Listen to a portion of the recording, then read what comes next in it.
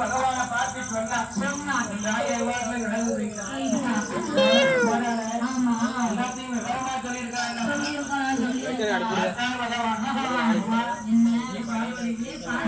யாருக்கு எதை குறைக்கணும்னு சொல்லாம உங்களுக்கு ஒண்ணு குறைக்கலாம் சொல்லிட்டு போறீங்க.